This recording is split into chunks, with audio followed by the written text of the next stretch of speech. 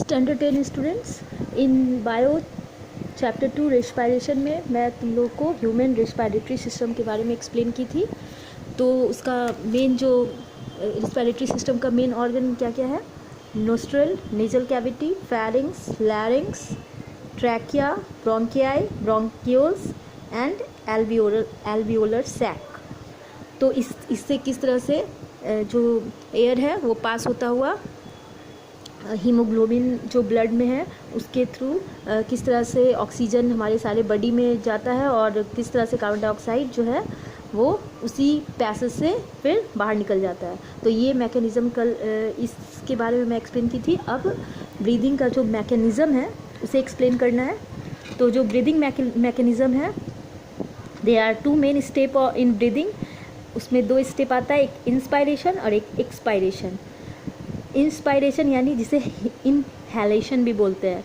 In this process of breathing in by which air is brought into lungs, inspiration involves following step.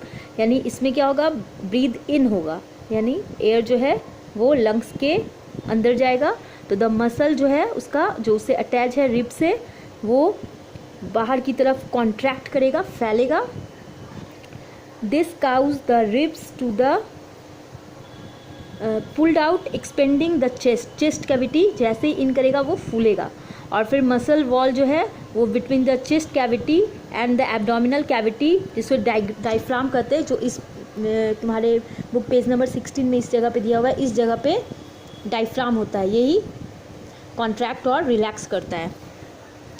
तो ये जो muscle है वो diaphragm contract करेगा and moves downward to further expand the chest cavity.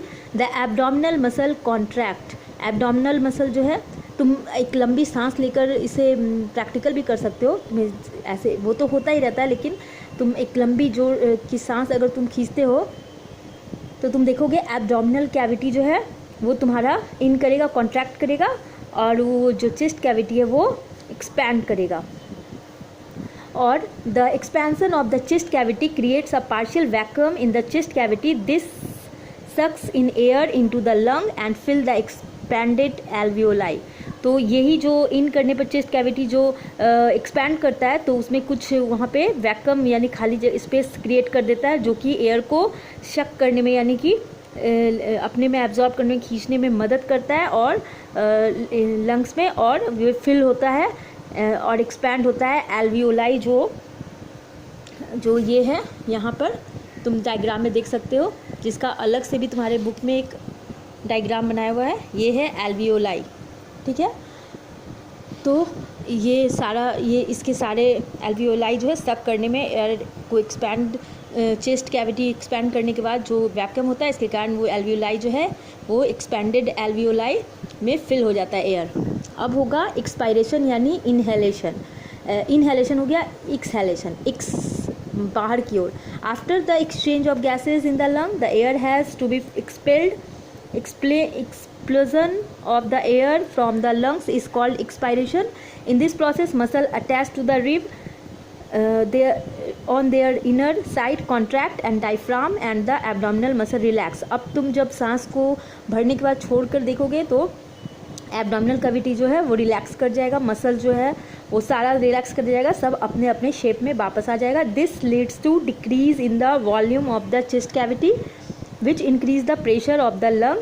The air in the lung is pushed out and it passes through the nose। तो इससे relax होने के बाद जो है वॉल्यूम जो है डिक्रीज़ हो जाएगा, और इससे चेस्ट कैविटी के वॉल्यूम डिक्रीज़ होने के बाद जो लंग्स का प्रेशर है वो बढ़ेगा और एयर जो है लंग के थ्रू पुश आउट हो जाएगा बाहर की ओर, नोज़ के थ्रू बाहर वो निकल जाएगा।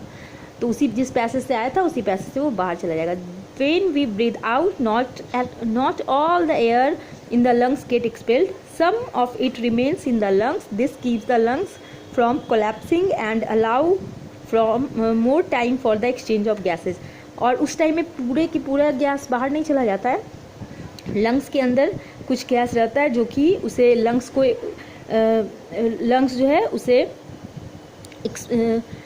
हेल्प करता है, कोलैप्स करने से रोकता है और अलाउ करता है, ताकि एक्सचेंज ऑफ गैसेस जो है वो ज़्यादा से ज़्यादा टाइम तक वो उसी तरह से कंटिन्यू होता रहे। तो ये मैकेनिज़्म जो है ब्रीदिंग का, ये काम करता है रेस्पिरेशन के अंदर। अब ट्रांसपोर्ट ऑफ गैसेस जो है उनका ट्रांसपोर्ट किस तरह से होता है, तो यहाँ पे एक डायग्राम पेज नंबर 17 में है। The overall process of respiration तुम देख सकते हो।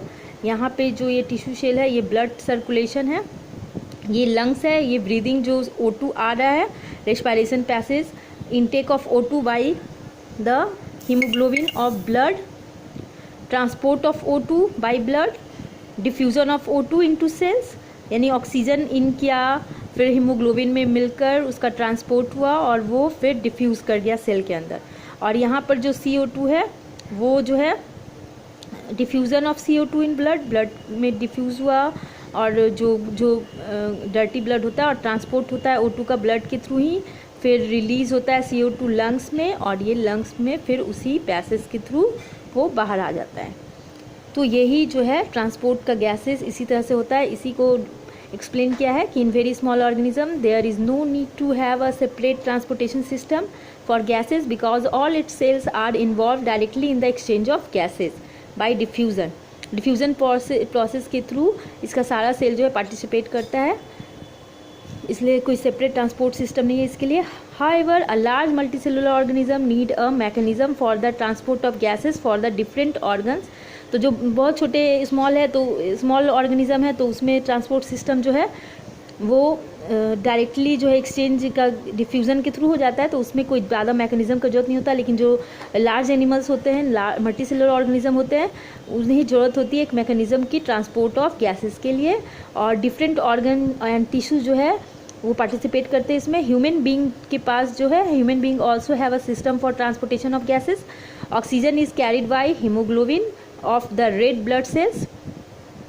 Haemoglobin has a great affinity for oxygen. Haemoglobin ही वो पिगमेंट है जो ऑक्सीजन को एब्जॉर्ब करने का कैपेसिटी रखता है। Each haemoglobin molecules binds on 4 molecules of oxygen, यानी एक हीमोग्लोबिन का molecules 4 molecules of oxygen bind करने में कैपेबल होता है। और ऑक्सीजन जो है पिक्ड अप होता है हीमोग्लोबिन के द्वारा और ट्रांसपोर्ट भी होता है उसी के थ्रू ब्लड में, वेरियस टिश्यू में, ब्लड से वेरियस टिश्यू में। तो कार्बन डाइऑक्साइड जो है is more soluble in water than oxygen. So carbon dioxide जो है वो मोर सॉल्युबल होता है water than oxygen. So some of its transported in the dissolve form in our blood. Some carbon dioxide is also transported by hemoglobin. Not all the carbon dioxide formed is expelled from the body. Some of it react with water to form compound useful for life process. यानी सारे जो ऊपर में mechanism में तुम देखे थे कि सारे के सारे कार्बन डाइऑक्साइड आउट नहीं होते, कुछ वाटर के साथ रिएक्शन कर कर वो बेनिफिशियल होते हैं बॉडी के। कुछ कार्बन डाइऑक्साइड जो है एक्सपेल्ड आउट नहीं होकर कुछ रिएक्ट करते वाटर के साथ और यूज़फुल कंपाउंड लाइफ प्रोसेस के लिए देते हैं। तो यहाँ पे ये जो है रेस्पिरेशन जो है चैप्टर, ये तुम लोग का ये रेस्पिरेशन चैप्टर जो है उस एंड हो गया। अब जो है तुम लोग का वर्क है इस रेस्पिरेशन चैप्टर का, मैं बाद में नोट सेंड करूँगी। Thank you. अब नेक्स्ट चैप्टर जो है ट्रांसपोर्टेशन तुम लोग का स्टार्ट होगा।